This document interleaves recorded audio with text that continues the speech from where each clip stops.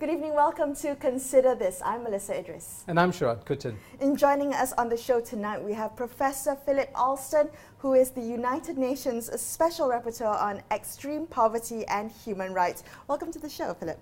Thank you. I'd like to kind of first start the show off with a better understanding of what a Special Rapporteur does. Could you just brief us very quickly what that role entails?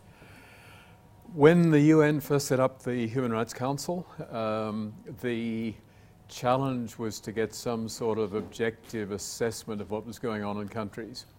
No one really trusted the UN officials to do that because that would politicize them.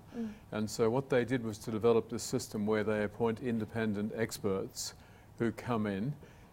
They have expertise in a particular issue.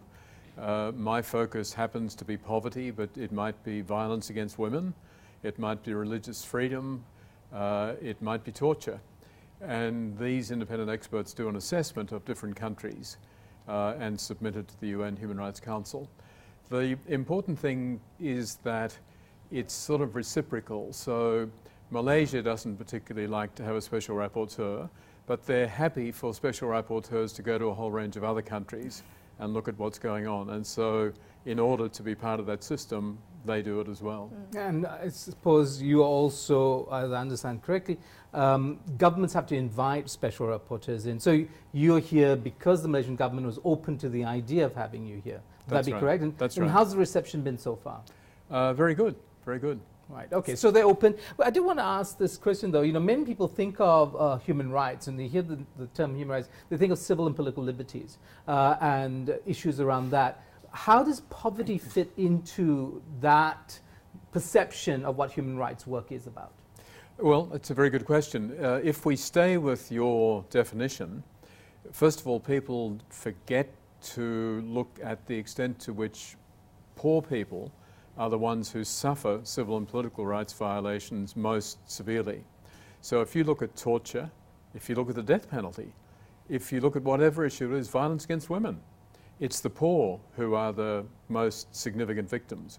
They can't defend themselves, they're easy targets, they don't have defence, and so even if you're just focused on civil and political rights, the poverty angle is important. But the conception of human rights that the UN adopted way back in 1948 actually has two sets of rights. It also has economic, social and cultural rights. And the deal at that time, and I think it still is today, is that it's not enough to have civil and political rights. You have to have food, you have to have housing, you have to have water, have to have education. And so it's important to look at both sets of rights. And again, if you're poor, you're going to be particularly badly done by in terms of those other issues. Well, so you were here in Malaysia for the past 11 days, touring the country, visiting with different people, stakeholders. And in a statement that you made this morning, you said that Malaysia has been vastly undercounting poverty. In fact, actual poverty rates are much higher than official figures suggest. This is really quite striking, Philip. Could you explain, go into further detail, what you mean by Malaysia undercounting poverty? Right. Well, every country has some sort of poverty line. In other words, at what point do we conclude that someone is really so poor that ideally they should be getting different forms of assistance from the government, or that there should be government programs that are directed towards them? So in some respects, a government can set the level wherever it likes.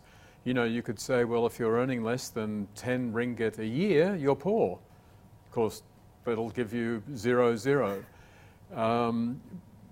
Normally, there are international guidelines to suggest where you should set it and what you should take into account.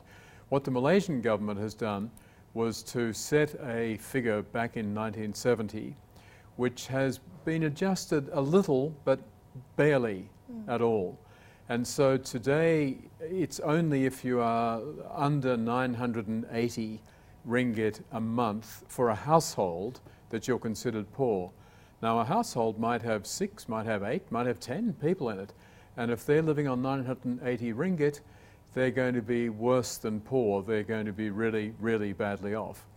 Can I ask you, are there best practices when it comes to setting these standards? And are there kind of objectives, objective standards? For instance, taking nutrition as a benchmark for poverty, rather than just how much the family gets in terms of money, but actually what is the content of the food that people are consuming, because it affects child development, for instance. Yeah, absolutely.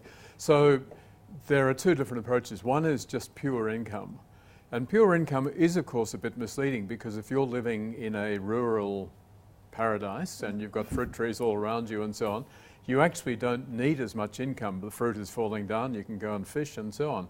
If you're living in an urban area where there's none of that available and prices are much higher, then obviously the income level needs to be much more. But the inadequacy of that approach has long been recognised. And most international agencies now use what they call a multi-dimensional poverty index. And that precisely takes account of housing, takes account of food, it takes account of access to education and a range of other things. So you look holistically and say, well, how is this family doing? And that gives you a much more complex picture, and obviously a lot more people then are deprived in one way or another. So Malaysia does adopt this kind of multi-dimensional poverty matrix, or having different types of categories of poverty. But that poverty line that you mentioned, Philip, 980 ringgit a month for a household, that makes, according to the statistics that are out there, 0.4% of Malaysians living under the poverty line. That means less than 25,000 households in Malaysia, which realistically doesn't make sense, because the average poverty rate for a country in Malaysia's kind of GDP bracket would be about 15 to 20%. So it has remained artificially low because it hasn't been adjusted. Is that accurate to say? Yes, basically. Okay. And why? And this, of course, is the more important question, right? Because the policy implications of having a statistic that says that we have almost negligible amounts of poverty are quite significant, right? In policy terms, it's significant. I mean, the problem, of course, is that it's political. And I don't mean in the sense of any given political party, but no government wants to suddenly say, actually, yesterday you thought that there were no people in poverty in our country. Well, now I've got to confess to you it's 1 in every 6 or 1 in every 8 or whatever. They don't want to do that. I think what happened in Malaysia, I don't think anyone ever took a decision saying, we're going to be really deceitful here, we're going to fool our own people and the rest of the world. I think they started off with a relatively low poverty line, but one that was realistic in 1970. The country's GDP then grew maybe 5 times in that period, but the poverty line certainly didn't go up much at all. And that's very generous, though. I mean, the professionals tasked with collecting data and making the assessments surely know that as time passes, things need to be adjusted, including the yardstick by which they're measuring things. I mean, that would be, unless our bureaucracy is staffed with people who have no comprehension of economics and are not kind of plugged into global conversations about it, that would be quite extraordinary.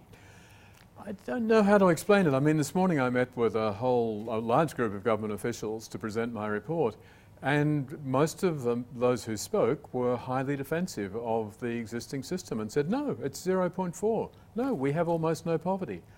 I guess no matter who is in power, if you go and say, Minister, I want you to put up the level and suddenly announce that there are more people in poverty and therefore you should be spending more money, it's just not going to be well received.